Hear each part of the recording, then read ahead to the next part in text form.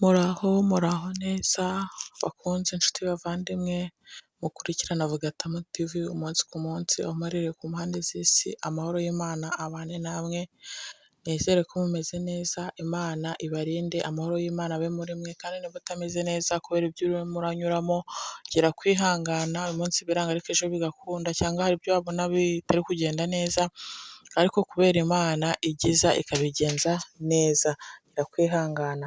Ijambo ry'uyu munsi riratubwira ngo ntugashidikanye ku gukora kw'Imana, emerera Imana gukora kwayo mu buzima bwawe, reka gushidikanya, uyu munsi urizera ejo ugashidikanya, ugasanga uri guhuzagurika bigatuma Imana idakora.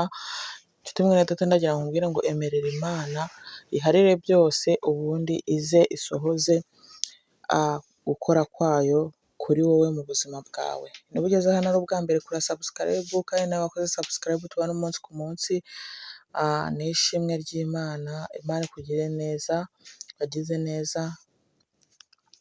Reka tudatinze rero dusome, turasoma muri Yobu igice cya 42 umurongo wa 2, handitse ngo nzi yuko ushobora byose kandi nta kibasha kurogoya imigambi yawe yose.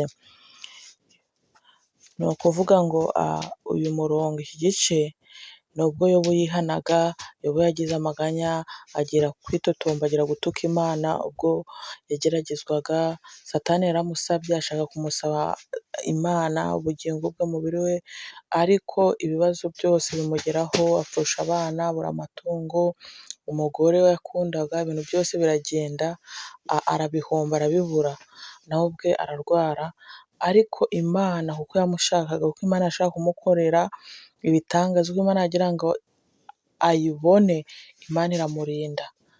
Imana iramubwira ati ni njye Mana, ni njye ubeshaho, ni njye utanga byose, ati ibyo byose ntacyo uzaba, ndagira ngo nkwereke ko ndi Imana kandi nzagukubira 7.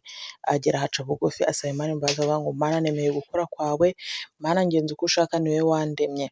Natwe rero hari ubwo twirwanirira, hari ubwo twitotombera Imana tukayituka, ukaba ufite ikibazo cyangwa ibintu biri kukubaho, ukajya imbere y'Imana ugasenga, ugatongana, ugatuka Imana, ngo Imana ntibaho, mbese Imana ngo ibyo uvuga ni ibiki, abantu bakakuganiriza, abantu bakaguha ijambo ry'Imana, abantu bakaguhumuriza, kubera ukuntu wumva uremere, ufite ibibazo byinshi, ukavuga ati mundeke, iyo Mana yanyu ntibaho, ukajya kwitotomba.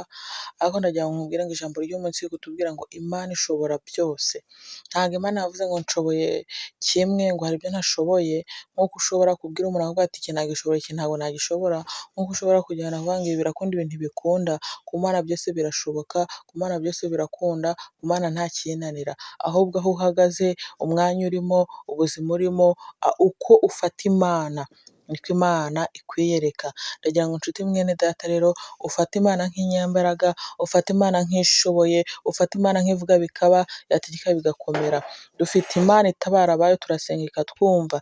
Iyo ubwiye Imana ukavuga ati Imana mvuga nabi sinshoboye kwivugira, Imana igiza kukuvugira. Icyo wumva utavuga ngo bakumve, abo ubwira bakakumva bitabanje kwisobanura, kuko hari igihe wisobanura ukisobanya. Ndagira ngo nkubwire ngo dufite Imana ijya itugera aho tutagera. Iyo Imana yagendanye nawe, iyo Imana hari ibyo ishaka kugukorera, ijya igenda aho ubonaga nta kuntu wahagera, nta kuntu byakunda, ikahakugerera, ukabona gukora kw'Imana, ukabona ko Imana yagendanye nayo, Imana ikuri imbere.